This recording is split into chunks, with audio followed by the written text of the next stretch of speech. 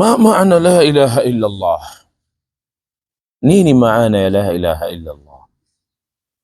معناها معنى yake la maabuda bihaqqin, hakuna chenye kuabudiwa kwa haki illa Allah, ila isipokuwa Allah. Anayeabudiwa kwa haki na anayestahiki kuabudiwa kwa haki ni Allah subhanahu wa ta'ala. Wadalilu qawluhu ta'ala, na dalili ni kauli ya Allah aliposema wa qadha rabbuka alla ta'budu illa iyyah, amehukumu Allah asiabudiwe yeyote isipokuwa yeye.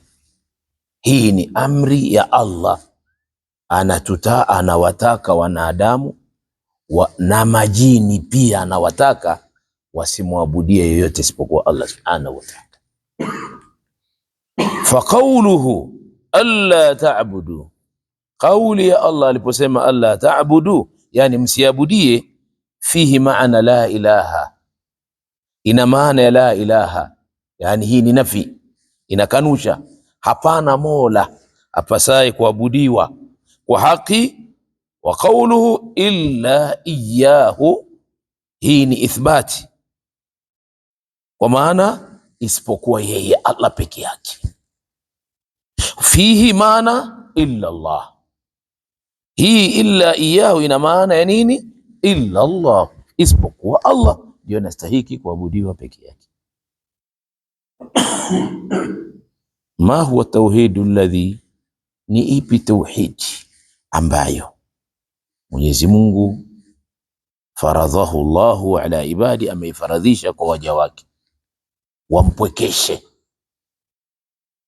kabla salati wa saum, kabla hajafaradhisha watu kuswali wala watu kufunga. Kuna jambo la kwanza kabisa ambayo alifaradhisha Allah. Ni ipi hii tauhidi? Huwa tauhidul ibadati, ni tauhidi ya kumwabudia Allah ambayo inaitwa tauhidul uluhiyya. Fala tad'u illa Allah, usiombe illa Allah. Ukiwa na shida, ukiwa na taabu, ukiwa na lolote, usimuombe asiyekuwa Allah. Wahdahu, muombe peke yake Allah. La sharika lahu, kwani yeye Allah hana mshirika, na yeye ndiyo mwenye kusikia na kujibu maswali na shida za zile wa wale wanaomuomba yeye. La tad'u nabiyya sallallahu alaihi wasallam, usije kwenda kumuomba mtume ukasema Rasulullah ndicho kipenzi cha Allah.